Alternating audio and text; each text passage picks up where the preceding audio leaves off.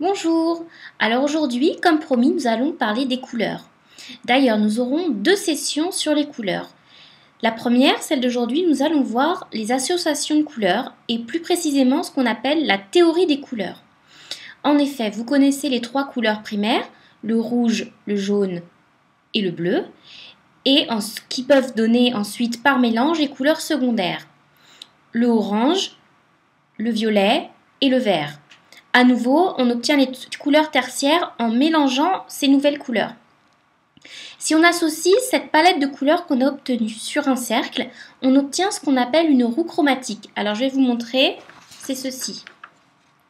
Donc la roue chromatique, c'est une sorte d'arc-en-ciel de couleurs mis comme ça, qui vont nous permettre de trouver, de déterminer les associations des couleurs.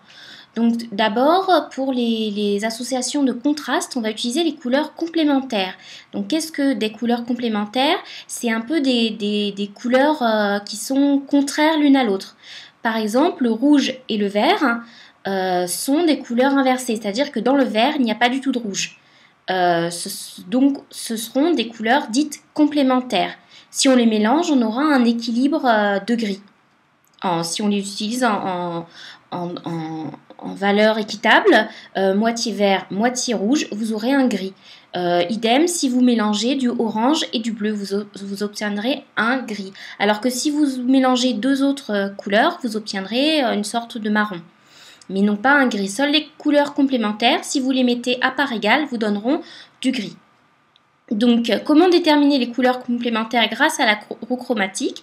C'est simple, il suffit de tracer un rayon, le diamètre du cercle, et on va déterminer la couleur complémentaire. Si on reprend le vert et qu'on trace une ligne, on va obtenir le rouge. Et idem pour toutes les couleurs. Donc c'est vrai que c'est facile pour les couleurs connues comme le vert et le rouge, mais c'est vrai que quand on rentre dans des orangés, dans des turquoises, dans des couleurs plus mélangées, avec une roue chromatique très détaillée, on va pouvoir trouver sa complémentaire plus facilement. Ensuite, on va pouvoir déterminer des associations de couleurs, des harmonies de couleurs, plutôt après à trois couleurs. Donc je vous montre ça sur un petit dessin.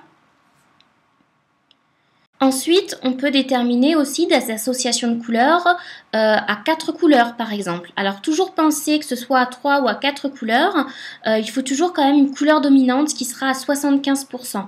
Ça, que vous soyez en dessin, que vous soyez, si vous voulez faire de la déco ou du graphisme, voilà, il faut une couleur dominante. Les autres, les 2 ou 3 autres couleurs qui vont venir s'ajouter sont des compléments, ils vont venir contraster cette couleur. Donc toujours une valeur forte à 75% et les autres couleurs qui viennent par-dessus. Donc voici un exemple de mélange à 4 couleurs.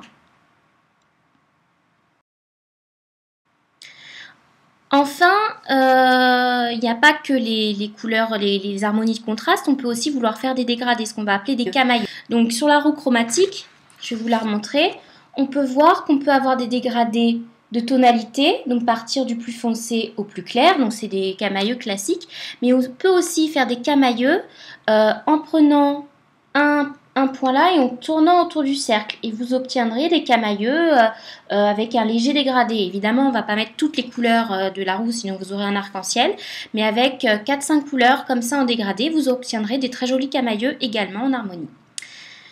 Voilà pour cette première entrée en la matière sur les couleurs. Je reviendrai très bientôt avec un nouveau sujet qui sont plutôt quelles couleurs pour quelle émotion, pour exprimer quelle chose différente.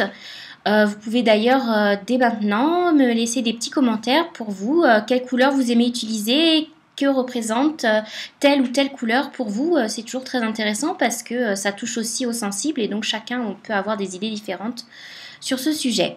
Voilà, je vous laisse et je vous dis à très bientôt.